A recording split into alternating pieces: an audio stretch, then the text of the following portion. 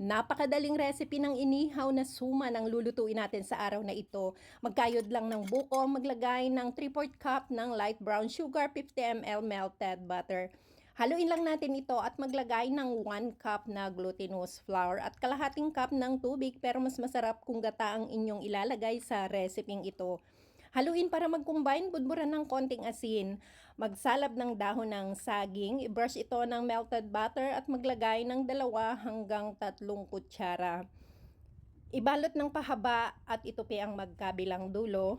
Iluluto natin ito sa electric grill sa katamtamang lakas ng apoy. Takpan natin ito para tuluyang maluto hanggang sa loob ang ating napakasarap na recipe ng suman.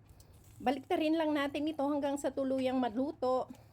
At kung umabot ka sa parting ito ng panonood ng video, ibig sabihin ay nagustuhan mo ang aking video recipe. Maraming salamat sa patuloy na pagsuporta.